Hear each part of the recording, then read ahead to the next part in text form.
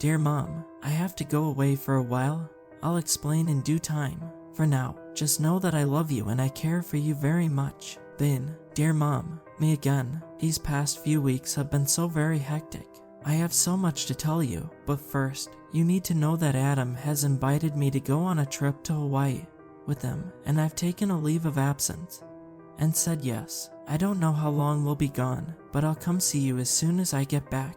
And don't you dare be mad. I would have told you sooner, but like I said, this month has been a whirlwind. Just know that I'm super excited, and I can't wait for you to meet my new boyfriend. I'm sure you'll think it's too early to tell, but I'm telling you now, this guy's the one. Now, doubtless you're wondering who this Adam person is. I met him at work.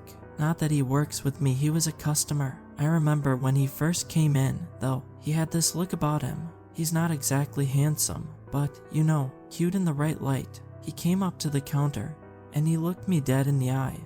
And he said, "I'd like a caramel cold brew, half sweet, half ice." Those were the first words he said to me. Can you imagine? He said his order pretty authoritatively, probably louder than he intended. He admitted later that he hadn't meant to come off so aggressive, but he thought I was pretty, and it was making him nervous. Isn't that funny? I was nervous too. So anyways, I made him his drink and then he paid and then he left. A typical exchange, except, well, I felt a little glum afterwards, to be honest, which is unusual. I mean, it's not like I knew him or anything, but there was just something there, something that clicked, and I regretted not taking the chance to ask him a question or two, to probe his mind a bit, you know. In retrospect, I suppose a part of me was worried I wouldn't ever get to see him again. Thankfully, the next day, he came back. Caramel cold brew, half sweet, half ice. I asked, "You remembered my order?" He exclaimed. He was very happy about that. He smiled at me. He had nice teeth. Of course I did. I said, I made him his drink, and he tipped me handsomely, probably a little more than I deserved. Just as he was slipping the 20 into the tip jar, we locked eyes. It made things a little awkward. "Why don't you come sit with me, and we can chat?" he said. I told him I'd like that, but I had to work. "How about after your shift?" he suggested. I said I'd love to, but I had a thing I had to get to, which wasn't exactly true, but I was so flustered I got the dates confused. It was an honest mistake. In any case, I apologized and he went on his way. Only afterwards did I realize what a dunce I'd been, not giving him my number. He must have thought I was a real frigid person. I felt bad about it for the rest of the day, and I wondered if he didn't hate me. Come nighttime, I could barely sleep, plagued by how we'd left things, going over and over the interaction in my head. What if it was our last? What if he never came back? What if he never forgave me? Spoiler alert, he did. Anywho, on our third meeting, he asked me about my screenplay. "How'd you know I was writing a screenplay?" I asked. Ducking his head, he shyly confessed how he'd seen me at a different coffee shop chiseling away at my manuscript. "Did you follow me?" I asked. I meant it to come across flirtatiously, but it sounded more like an accusation. I need to learn to control my tone. I mean, you can't be too careful in this day and age. And sure, there are times that kind of aggression is warranted, but this is Adam we're talking about. I knew I could trust him even before I knew his name. If he saw me at a different cafe, it was probably just a coincidence. Anyways, thankfully, Adam didn't take offense to my stupid comment, but it did make him nervous and served to railroad whatever conversation we might have had. This to such an extent that he merely paid for his coffee and left. Stupid girl. What was I thinking? I was giving him the impression I didn't like him, when really it was just the opposite. And not only that, but I'd neglected to give him my number once again. After my shift, I went to one of the other cafes I often habitate to clear my head, and thank the Lord, my favorite writing nook was free. Settling in, I pulled out my laptop and got to work, or tried to, at least, but of course, my thoughts kept returning to Adam, and what he must have thought of me. Was I deluding myself into thinking I even stood a chance with a guy like that? Did he feel anywhere near the same spark I had? Who could say? All I knew was that I really wanted to see him again. I had been parked in my seat for about an hour, making little progress, when my unsung wish was granted. I turned my head, and sure enough, there Adam was, a few tables down, his head in a book. Of course, he just had to be a reader. Simultaneously bolstered and yet distracted by his presence, I etched away at my screenplay for 20 more minutes, occasionally glancing over to see if he was still there. Adam tried to make like he wasn't peeking, stealing the odd, disparate glances my way before quickly averting his gaze. It took a few tries, but I caught him in the act. Our eyes met. He couldn't deny it. I couldn't deny it. It was simple chemistry. I closed my MacBook and smiled slyly to myself. If he wanted to play hard to get, well, two can play at that game. Heading home, I figured, what the hell if he's serious about me, which I sincerely hope he is. Then I can expect to see him tomorrow. But, of course, the next day's morning rush couldn't come fast enough, and when Adam didn't show around his usual time, I began to dismay. It wouldn't be until near the end of my shift that he put in an appearance. This time, there was no lying, and so no need to hurry. We could revel in each other's company, even if only for a moment. Right off the bat, I mentioned how I'd seen Adam at the other cafe. Did he often go there too? He said he did, that he liked their setup, that it was conducive to his thought process, but that he preferred the coffees made by my hand. He said how, not to mention, I was his favorite worker. Was he trying to make me blush? If so, it was working. I graciously accepted his compliment, or wanted to, but the words wouldn't come out. My nerves were all jumbled. Butterflies were bouncing around my stomach. I could barely string a sentence together, let alone bow my head, and so rather than make a fool of myself, I just barked out, the usual. Yes, Adam said, but this time, instead of half ice, could you cut each individual ice cube in half? I realized afterwards that this was intended as a joke, a funny one at that, but I was so delirious, tipsy, lovelorn, you name it, that it just didn't register. In the moment, I didn't laugh. He must have thought it went over my head. He must have thought I was so stupid. Thinking back, it is legitimately embarrassing though. I cringe in remembrance. Literally. Then again, he's told me in the time since that I'm too hard on myself.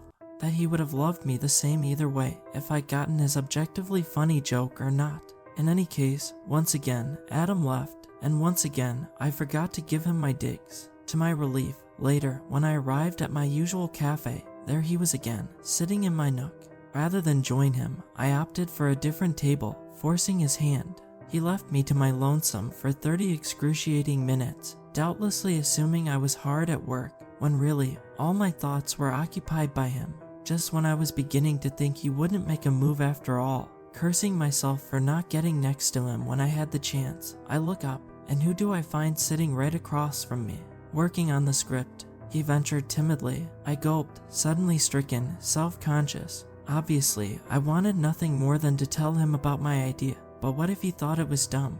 Would he keep it to himself?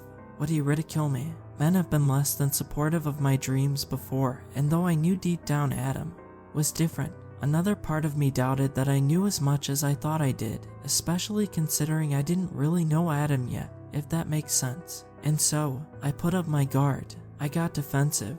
I said if he was following me, could he please just stop? The second the words left my lips, I felt terrible about it, but there was no going back. Adam ducked his head sheepishly. To his credit, he didn't even get offended or angry. He just apologized and left. I should have been the one to say sorry. I don't know what came over me. I was so mean. All the next week, I couldn't sleep. I couldn't eat. Adam kept his distance. I was sure I'd driven him off for good this time, that he'd never want to see me again. During the days, I put on a brave face, but at home, I cried all through the night. Sooner or later, the paranoia set in. What if he was gone for good? I started going a little crazy, withdrawing into my figurative shell. Unless a trip involved work or groceries, I just never went out, and especially not after dark, if I could help it. I started shrieking at shadows on the street, getting startled by every little thing. Remember I called you the night I raced home, saying how I thought someone was following me. In retrospect, I was definitely just projecting. What can I say? I'm cray, but can you blame me? As the nights grew longer, and the days grew shorter, Adam's image was looming ever larger, though he had yet to swing by and order another caramel cold brew, half sweet, half ice in the time since our first, and only, argument, if you can call it that. I held out hope he would return. Every shift, I kept an eye out for him, and I asked my co-workers to, too, if only he would allow me the chance to redeem myself for my actions, to apologize. I had it all planned out, our eventual reconciliation, what I would say, how it would end. I imagined him swooping me up in his arms, planting a kiss upon my forehead, and then, some things perhaps best left unwritten, but in order for that to happen, he would have to come find me. Well, wouldn't you know it, 10 days after our fight, I had the closing shift. Upon locking up, I was walking home alone, when I caught sight of Adam hovering by a streetlight. Before I realized it was him, he was upon me. His clothes were wrinkled, his hair ragged. He looked like he hadn't slept in a week. Then again, so did I. All at once, gasping at the sight of him, I was swept up in a flurry of conflicting emotions. I wanted to get down on my knees and spew out my apology, the one I'd spent countless hours rehearsing in my head. I wanted to succumb to his animal magnetism, his sigmatic mystique. I wanted to rake my hands through his stubble and climb him like a tree. Instead, "What are you doing here?" I demanded. "It's dangerous alone at night," he said. "Do you mind if I walk you home?" My heart ballooned. After all the stuff I'd put him through, he just wanted to protect me. I could have kissed him. I should have sealed the deal, there and then. Should have acted on that integral, baser part of me. At the very least, I should have said I was sorry, but I didn't. Couldn't. I guess I'm just not that kind of girl. No, I am well versed in the art of self-sabotage, let me tell you. But what I did next, it went beyond the scope. I'm lucky Adam's such a patient man. I'm lucky he's so kind and generous. If he wasn't, I surely wouldn't be here right now, by his side. He just wanted to protect me. A part of me doesn't want to even say what happened next. But I said what I said, and I did what I did, and in the interest of full disclosure, I think I should get it all down. Adam thinks some self-reflection will be to my benefit. Here goes nothing. Feigning self-righteous indignation, unable to reconcile my guilt with my overwhelming desire for Adam, for his body. Well, it's safe to say I worked myself up into a right old tizzy. I couldn't handle the truth. Part of me still believed that he would be like all the other boys, that he would leave me in the end, and I just couldn't take that. Not this time, I thought. And then something came over me. Suddenly, I was taken up with a rage as immaculate as if he actually had left me, that is, and so I went on the offensive. "Leave me alone," I said, helicoptering my arms. "Stay away from me," or, something to that effect. Adam was taken aback. He tried to reach for my hand, to console me, to tell me everything would be okay, to take a deep breath, and accept what the two of us knew deep down to be true, that we were destined, that we were to be. But I'd been hurt before, don't you understand? In Adam, I saw the amalgamation of every man who's ever injured me, and I lashed out. It was silly, I'll admit. Swiping my nails, I scratched his cheek and ran off like a crazy person. What was I thinking? Where were these feelings coming from? We barely knew each other. How could we be in love? How could I trust that he loved me? That only happens in movies. And so I ran. I ran because I was smitten. I ran because I couldn't face the facts, because as much as I wanted him to hold me, as much as I wanted to cling to him, I was also afraid.